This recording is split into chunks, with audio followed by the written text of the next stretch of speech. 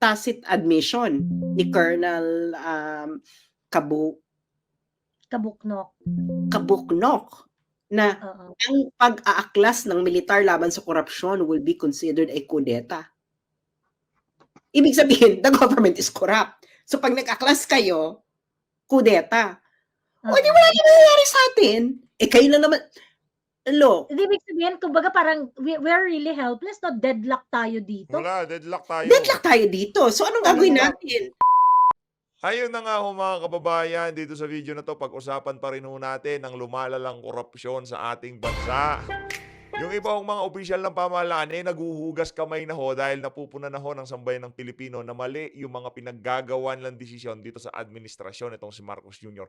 At papasadahan din ho natin ng mabilisan yung kabardagulan itong si Ma'am Sas Rogando Sasot.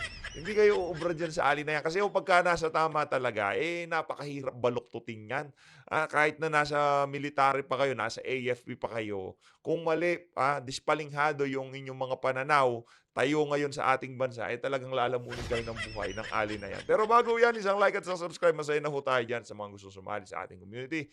I-click nyo na ho yung join button sa baba para kayo ho ang pinakaunang makakita sa ating mga reaction video. Ayun na nga, etong si Ralph Recto, hugas kamay na.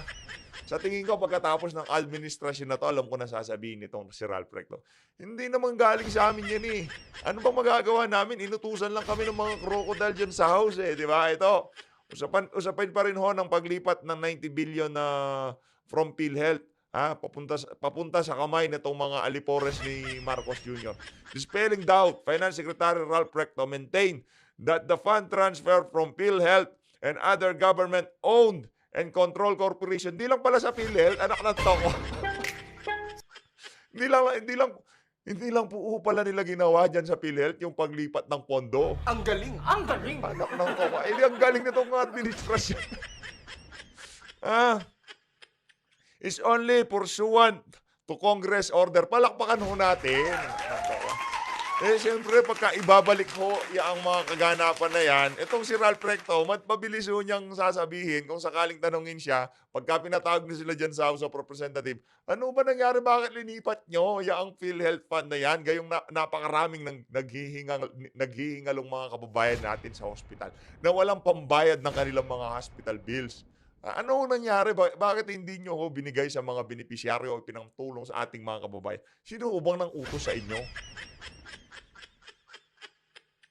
Ang Kongreso.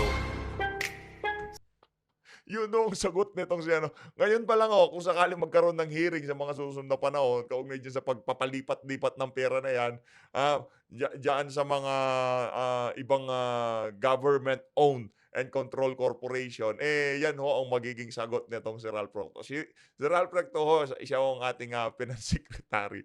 Siya ho ang, sa tingin natin, mababaon dito sa issue na to sa mga susunod na panahon.